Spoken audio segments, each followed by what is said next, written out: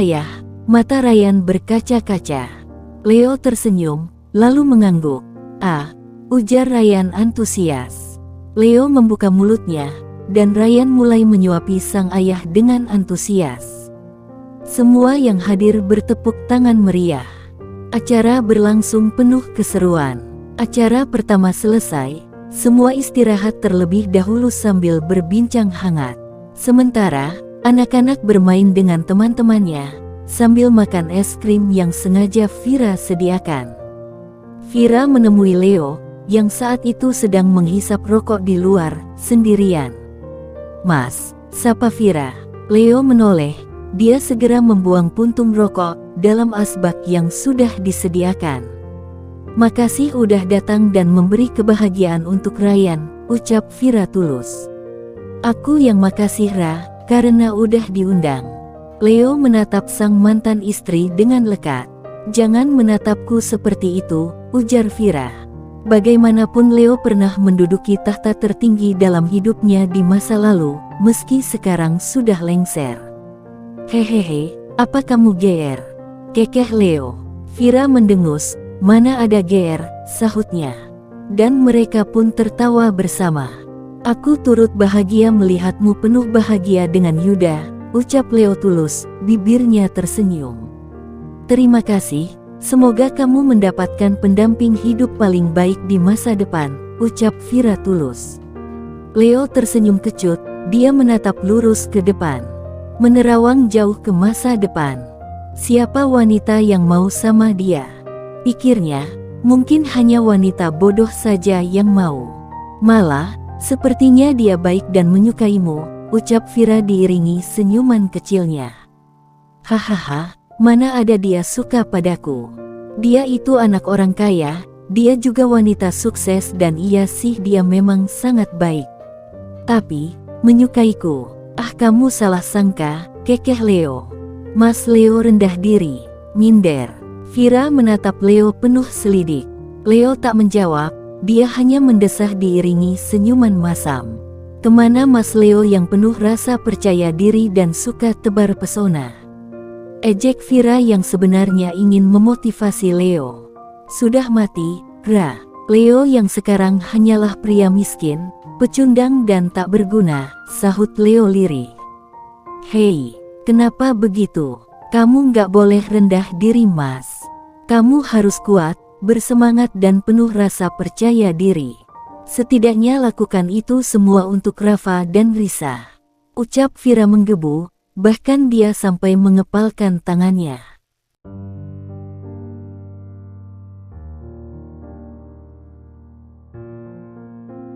Emosi mendengar ucapan Leo, yang seolah tak ada semangat hidup. Leo menatap Vira lekat, tak percaya saja. Kalau wanita yang pernah menjadi istrinya itu menyemangatinya sampai segitunya. Padahal dirinya sudah banyak menyakitinya. "Apa kamu sedang memberiku semangat?" tanya Leo dengan mata berbinar. Vira tersenyum. "Tentu saja, apalagi, sepertinya Mas Leo menjadi bodoh sekarang," cibir Vira dengan suara kencang. "Hanya bercanda tentu saja." Hahaha. Leo tergelak. "Terima kasih, Ra. Kamu memang paling bisa membuatku bersemangat sejak dulu," ucap Leo penuh haru.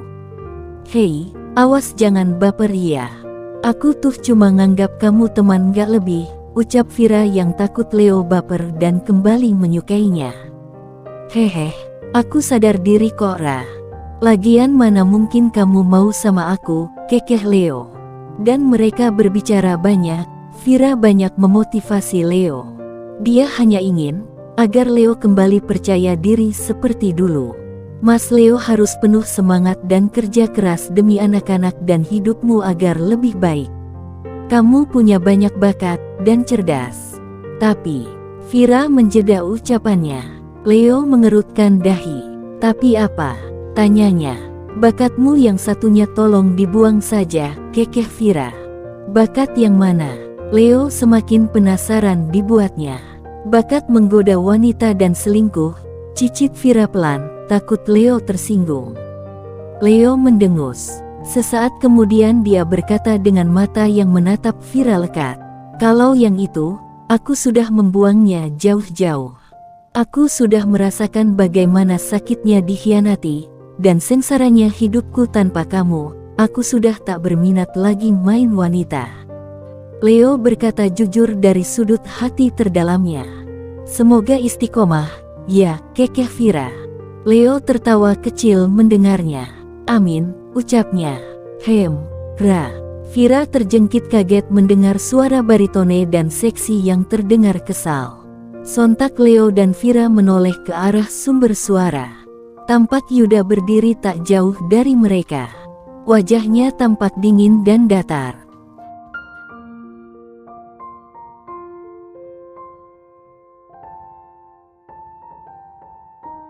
Ah, suamiku pasti cemburu, gumam Vira dalam hati.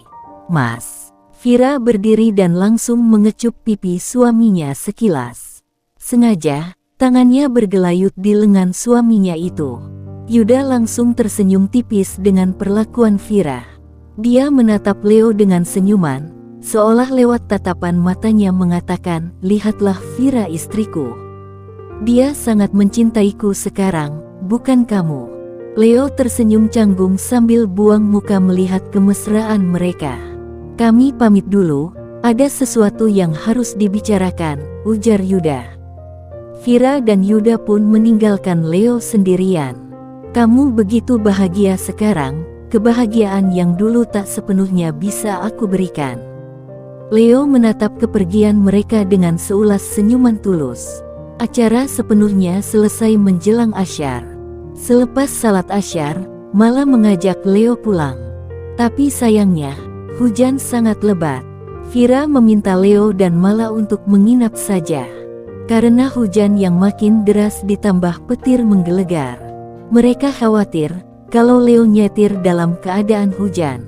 Tapi, saya takut ayah dan ibu marah, ujar Mala.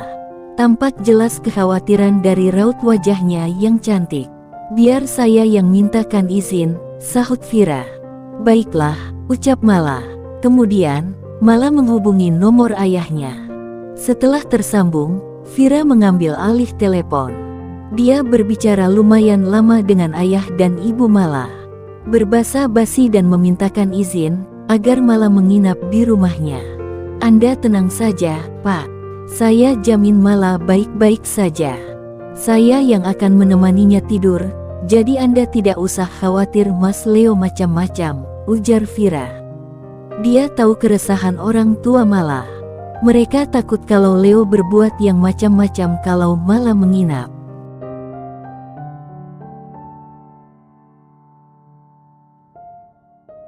Baiklah kalau begitu, kami titip Mala ya. Dia anak perempuan kami satu-satunya, meski tak rela akhirnya ayah Mala mengizinkan. Daripada celaka di jalan, meski di tempatnya tidak turun hujan. Tadi, Vira sengaja melakukan video call dan memperlihatkan keadaan luar rumah yang tengah hujan deras diiringi petir. Tentu saja dia mengambil video dari jendela rumah yang diarahkan keluar. Tak mau dong petir menyambar ponselnya, kalau memakainya di luar. Jam 10 malam, semua sudah masuk ke dalam kamar untuk istirahat.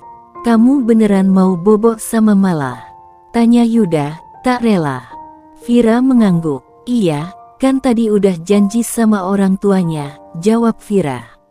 Ah, aku nggak bisa peluk kamu dong malam ini, desah Yuda sambil memeluk istrinya dari belakang. Mereka saat ini sedang duduk berdua di sisi tempat tidur. Yuda menjatuhkan dagunya di bahu Vira. Dengan tangan yang melingkar di perutnya erat. Vira terkekeh geli, lalu membisikkan sesuatu. Aku kasih kamu bekel dulu deh sebelum ke kamar Mala, ucap Vira dengan nada menggoda. Mata Yuda berkilatan penuh bahagia. Gaspol. Langsung saja Yuda menarik istrinya itu hingga terjatuh di atas kasur, lalu mengungkungnya dari atas dan mulai melakukan segala hal yang dia dan juga Vira suka. Di saat mereka tengah bergulat penuh desahan, Leo baru selesai menidurkan Rafa dan Risa anaknya. Dia kemudian duduk di teras belakang untuk merokok. Mala yang baru kembali dari dapur untuk minum. melihat Leo sekilas. Dia kemudian mengikuti Leo tanpa Leo sadari. Mala menghampirinya dan duduk di kursi yang ada di samping Leo. Leo menoleh dengan sedikit terkejut. "Aku lihat, Mas Leo terlalu banyak merokok hari ini," ucap Mala lembut. Leo membuang puntung rokok yang sebenarnya baru dia hisap 3 kali.